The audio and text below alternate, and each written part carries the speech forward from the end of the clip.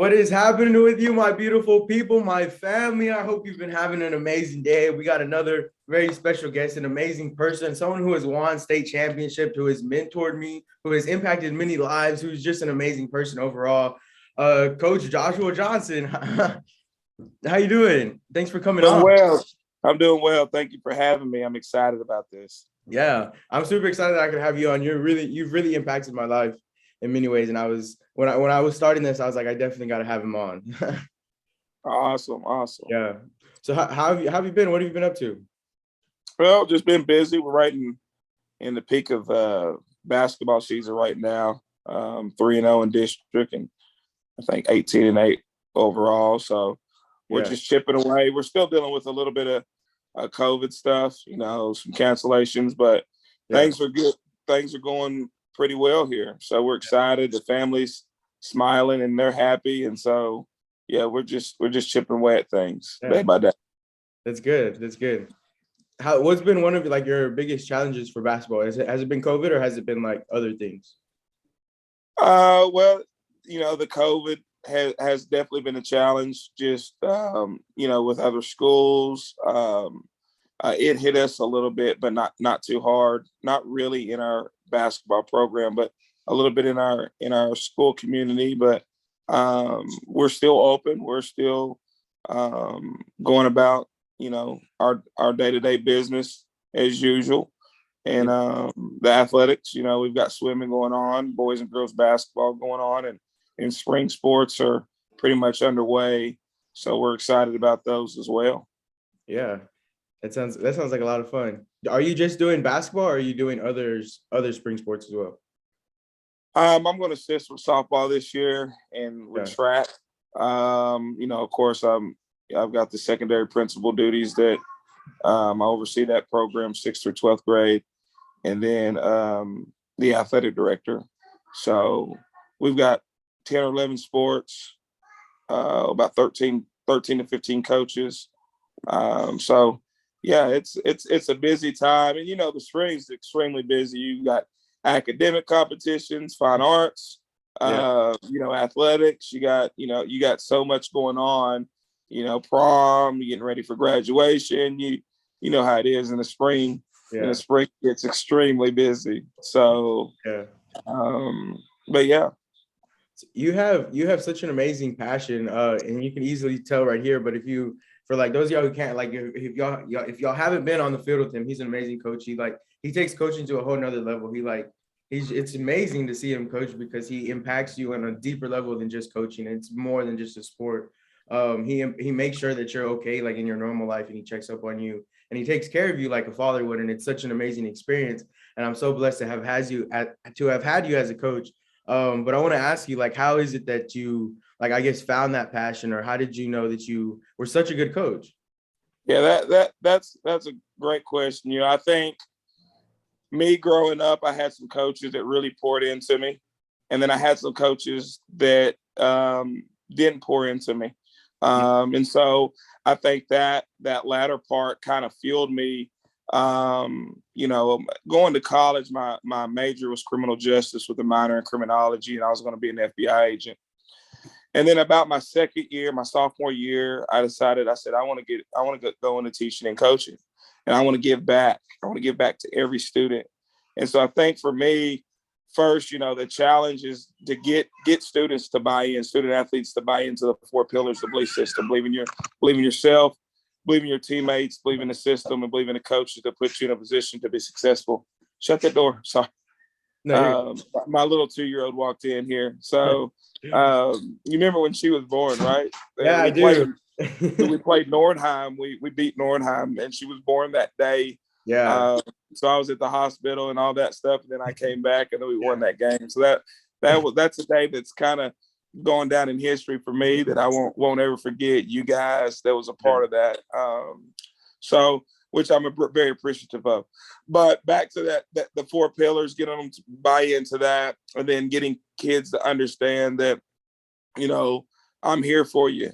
Basketball, football, track, all that's good, but I'm here for you. I'm just a phone call away, and you need a recommendation, you need a reference, whatever it is that you need. That's what I'm here for. And I think once kids really understand that, man, it's bigger than this. It's so much more than this, because sports is only going to last so long, right? Yeah. But once they see that bigger picture, and then any coach that can make that, put in that extra effort for their kiddos, kids will run through a brick wall for you. And that's what you guys did at Prairie Lee, and very appreciative. So I was blessed. The Lord has blessed me with good kids that I just went the extra mile, and I got so much more. And so that doesn't make me great. That doesn't make me better than the next man. But what it does make me, one thing that I'm very intentional about those type of things. And that really helps us get to the next level. Yeah, definitely. Excuse me. How has what would you say has been like your biggest way of doing, like making that impact on the team, on the community and the culture? Well, it's just coming in and just, setting high expectations, high expectations of excellence. We want to be excellent in everything that we do, from academics, from athletics, and being disciplined and diligent in the little things. And so it's funny that you asked this. I had a former basketball player that I coached at the college level in Minnesota, and he's from Cali. He's a Cali kid. And he had sent me a voice text about 2 weeks ago. And he said, he was just laughing on it. He's like, "Coach, we go to McDonald's, and we would be on a tight budget. We're out of town playing basketball in some small college in Iowa." And he's like, "We're on a tight budget." And you're like, only water cups. And he's like, "None of us wanted to drink water cups. We always wanted soda or whatever." But what he said is, it's being disciplined, and we're disciplined and diligent in those little things that is so much bigger. We didn't really see, like, why is it a big deal? But it's just like showing up to work on time. To be early is to be on time. To be on time is to be late. And just being organized and things like that. He's like, you brought structure to us when something as simple as saying, like, water cups, like, really, like, something that simple, you held us accountable. And then we started holding guys accountable. Like, bro, don't get that lemonade. Coach said water cup. So that decision that you made in that program, that's so small. Yeah. It meant so much more to us, and we see that later on down the road. And so, it goes back to accountability. But that's just one example, and I've got hundreds of examples, and we don't have time to share those. But just being excellent. We want to be excellent. We want to be diligent and disciplined in the little things. And then when the Lord gives us bigger things, then He's going to prepare us, and we're going to be ready for it, and we'll be able to handle those bigger things. Yeah. So what has been some of your favorite moments of like coaching, just as like as a whole, as a coach, and then maybe like as memorable moments? Well, I'll say I just cherish, the times with the guys, the road trip to Galveston, eating at Subway, getting ready for the tournament, road trips to Lubbock with some of my teams, Amarillo, stopping at some of these eateries, and eating a barbecue in Central Texas. Spending time with the guys, I think that has been big for me. Also, my first 3 years coaching, I was fortunate and I was blessed with talent as an assistant coach, offense and defense coordinator, and coached in 3 state championship games. And one of those we won, and the other 2 we didn't win. Got outplayed, got outcoached, some of those things. We were a young staff. But I think I kind of took things for granted as a coach. Kind of after that, like, oh, this is what we're doing. We're going to be in a state championship, blah, blah, blah. And so I was texting a buddy of mine. I said, look, I've been at this thing for 15 years, and I haven't been back to a state game in about 12 years. And so I don't take it for granted. It's hard to win at every level. So my focus is just winning the day, focusing on getting better by 1% each and every day in each and every game. And so I think I appreciate the game more. I think I appreciate the coaching aspect, the cat and mouse game with coaches and talking to coaches and scouting reports, things of that nature. And then I appreciate my players a lot more than I did 15 years ago. Yeah. What do you mean by it? Like, can you give us an example, or what do you mean by like how you appreciate it more? Well, just, I pay, like, it goes back to what I said earlier, just investing. I don't think I really invested a whole lot of time into you as one of my players 15 years ago. I don't think I would have done that.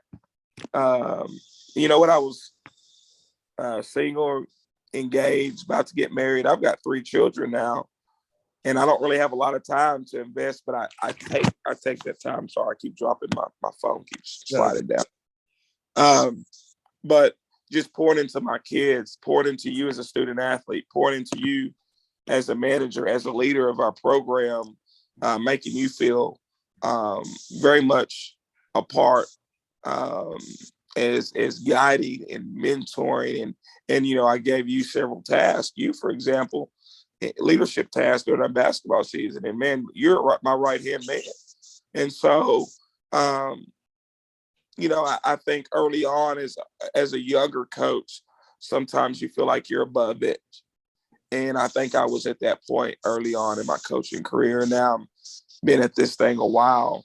And I've also learned from many other coaches that I worked under and worked with.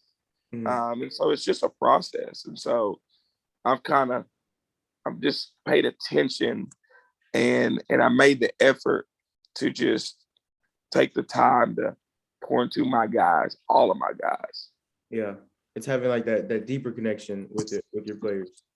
Yeah, exactly. That bonding that once you get, we had a team meal Thursday night over here. Yeah. And the kids are like, "Oh, Coach Johnson, you're smoked queso, make this now, so we played Pac-Man, they played 2K. I whooped up on one of them in 2K, and yeah. And so just spending time with them outside of basketball. Yeah. I think it's better for morale. It's better for those guys. They get to see me on this side and not at the school as Coach Johnson or AD or principal. Yeah. And say, oh, he's normal. He's, he might say, bro, I mean, that's that, yeah. So, but yeah, and then we know that when it's time to get to business, to take care of academics, they know the expectation. I'm gonna hold them accountable. They know that they better be behaving in class. They better be doing the little things, or they know that I'm gonna get after them. So, but yeah, so it's just a part of the journey and the process. Yeah, I'm sure you believe like how expectations can go such a far way, right? Yeah. Yeah, just they can. Yeah, it could change like a whole program, most definitely. They can, for sure. How would you say that we could take like skills we learn from sports and transfer them into like our normal life skills, or once we leave like the sports world?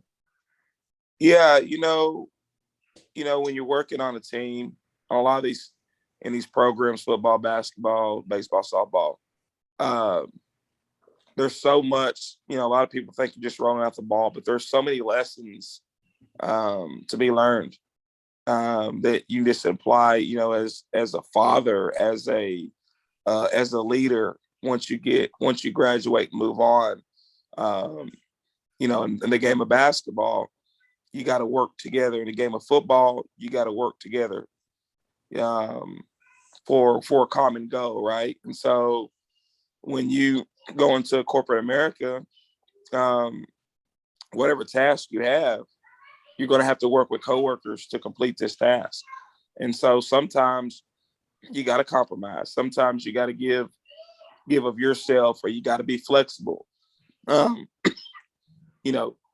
Especially in the world of COVID right now, we got cancellations. So that happen all the time. And so I can sit here and say, well, they're canceling because one of their starters are out. Well, I don't really know that. So I can be negative, Debbie Downer, or I can say, you know what, we just got to adjust. We just got to adjust. And when they're available, we got to figure it out. So you got to be flexible. You got to be nimble. You're on the go. You go from playing 2 games a week to, last year we had 3 games in 1 week, 3 games in 4 days. That's tough. Yeah. In basketball on legs. And so there's no way we could do that in football. But so you lose that game for the week. So and those were all just rescheduled games that y'all had to crunch in? Yeah, we have to get them in. You got to get them in by a certain date, and the league taps. They just you guys got to figure it out. Just get it in before your certification date. Same thing like on the UIL side. You got to figure it out. So we're doing that, and so I think in some ways, COVID is this whole thing is kind of the dynamics it's changed our thinking. I think in some ways it's good, in some ways not so good, but I won't get into all the specs of that, but it definitely has changed our thinking for sure. Definitely. Yeah. Yeah. Yeah, I feel like it definitely has changed our thinking. And it's also, I feel like it's the way we look at life. Like we could look at life like the glass is half full or half empty. Yeah. Definitely. Excuse me. So I do have one question it's a bit lengthy. But if you were stranded on a deserted island, would you rather have a map so it could tell you everything where it's at, a book called 101 Things to Do on a Deserted Island so you never get bored, a camera to take selfies, a companionship or a buddy, an iPod full of your favorite music, podcasts, etc., tools to build a solar water still so you never run out of water? Oh man, I'm gonna take the companion. Yeah, I'm gonna take the companion. So, we can figure out. I can pick his or her brain. They can pick mine. I'm not sure they're going to be able to pick much from me if we're on a stranded island, but maybe I can pick more from them. But yeah, that's what I'd go with on that question for sure. Yeah, definitely. Would you feel like you in like life, normal life to life, you feel like a connection you value connection? Yeah, I value that. People, Definitely. it's so important. Yeah. I think the Lord puts people in our life definitely for a reason. Sometimes they're seasonal people, right? So they're just there for maybe a season. It could be 3 months that season. That season could be a year, 18 months, could be 2 years. And then there's those people he puts in your life that are, going to be there for a long time. And so, yeah, I value relationships. I think that's important. Something I wanted to mention earlier is my coaching styles changed. I think this is important for every young and new coach that might be listening. Yeah. I used to ride officials in football and basketball, especially in basketball, my first 5 or 6 years. And then I actually started officiating about 10 years ago. And I've been doing that on and off for about 10 years. Yeah. My whole perspective had changed on officials. I mean, I'll get into every now and then, a few times a game, but I used to do it constantly. And so it's just an outlook. The outlook changed once you start officiating. And so a buddy and I were having a conversation. I was like, man, I think every coach should at least officiate at least once, even at the lowest level. Yeah. And so they can just have that perspective of what it's like to officiate. Is that why you joined officiating? So you can have that outlook, or did you just want to do it for fun? No, that's a great question. I wanted to do it to make a little extra money, and I had some time. I don't think it was the motivation was to see a different perspective. But, in a 2-man crew in basketball, there are blind spots. And so when I was officiating, I'm like, wow, like I can see the coach's perspective, but man, they don't see all this stuff here. Yeah. And then I remember thinking about that coach that is fussing at me this whole game. I was that I was that cat. I was that coach. One time I won't ever forget, and I saw this official last year, and he knows that I officiate. And I told him, I said, you might not remember me, sir, but about 12 years ago, you were officiating one of my games in Mansfield School District. And I remember just fussing at you that whole game. It was a tournament. Yeah. And he came over to me, it was early in the morning, and he said, Coach, it's Father's Day. Please don't fuss at me all day today. And I was just like, and he was, he's a grandpa, father, and all that. I'm like, so he kind of put me in my place. And Yeah. he was very calm. But I gave so much respect for him as an official. And I told him that I haven't seen him in 10 years. I saw him last year. I told him that. I said, you probably don't remember that. But I said, I want you to know I appreciate you for that. Yeah. And so something like that, how that he really impacted me. He really opened my eyes. Yeah. And it made me kind of really appreciate these guys a little bit, taking time on Father's Day to come officiate our basketball game. Yeah. And so I think we take things for granted too much as coaches. Yeah. As I think overall in life, we just take everything for granted. Oh, yes, sir. Yeah, definitely. Yes, sir. I feel like it's so easy to just like forget like how just the little things matter so much, like how we could even just breathe on our own. We just wake up naturally. Like that alone is just so beautiful. No, it is. That's a blessing. And what's so cool is you got some of this figured out at your age. That blesses me. You talk about me, but see, I learned from you. I learned from my athletes. I learned from my former players. See, it's a process, and it's all about learning. We've got to be lifelong learners. And so here you are, mature beyond your age, and you're over here. I mean, just what you're doing. I mean, this is a blessing, and it blesses many, many people. And things like this, you're right. We take for granted. And so I'm grateful for our relationship, our friendship, and man, I wish I could have figured it out at your age. Definitely. We don't have it figured out yet, right? But see, you're a lot closer than I was at your age. So kudos for you. Keep up the good work, my guy. Thank you. I really appreciate that. Those words mean a lot. And I would have to say, like, it just, I don't know where it came. Like, I do know where it came from, but it came out of nowhere. It was just like I started taking like seminars with a guy. I don't know if you ever heard of him, Tony Robbins. Yep. Yeah, I started taking like my mom took a free seminar with him during COVID, and like it was like it like I still wasn't into like personal development or growth, and she was like she's been into it for like a while. So she took a free course, and she was taking it, and it was like a 6-day course, and I was kind of upset because like I wanted to hang out with her, and I was like, what are you doing? Like, you're just listening to this guy talk.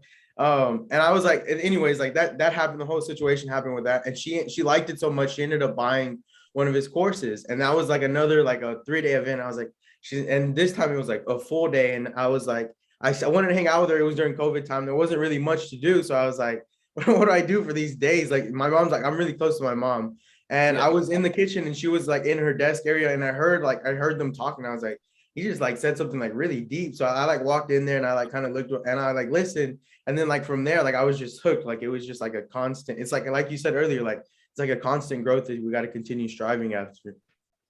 Yeah, that's awesome. Yeah, that's cool. That's good. Yeah, that's good stuff. That's good stuff. Yeah. Is there any questions you have to ask me? No, I mean, well, when did you start doing this? Like the podcast? I just started like maybe a month ago. Okay. Yeah, I just started. I started off with just like a Zoom call, but I do want to go ahead and make the transition here, like to a hybrid, to where it would be like both. If they can come in person, it could be like a mic setup, or also like more of like a further distance, it could be a Zoom call. Nice. And where do you share? Do you share this stuff on social media? How does that work? Yeah, I'll share it on social media, like my Facebook, Instagram, and like TikTok and Snapchat platforms. But I'll also share like the full video, and the full clip on YouTube. And I'm currently working on getting them uploaded to Spotify and Apple Music as well. Oh, awesome. Yeah. For That's sure. awesome. And I'll go ahead and share the link with you too. Okay. Is there anything you'd like to give, any advice you'd like to give me, anything you'd like to say, anything you'd like to tell the people? No, man. I just I know Caleb's been a blessing in my life. So for those viewers out there, man, continue to tune in, pour into this guy. He's a blessing, and he's just a solid guy. And so I'm thankful for him and our relationship. And I've said that again. And I'm just excited about seeing where this goes for you. And I'm a fan. I'm a big cheerleader. Thank you. So appreciate you. Yeah, thank you. Appreciate you. I appreciate you. You have been such an amazing blessing and a mentor to me, and you taught me so much. And you were definitely a male figure that I needed at a time. And you definitely guided me in the right direction. Well, I appreciate that. Well, thank you. Yeah. Well, I thank y'all for coming on. Thank you for listening. Thank you for your time and giving us so much information, some insight, some amazing things to learn from. So I really appreciate you for that. I hope you guys have an amazing day and peace out. All right. Take care.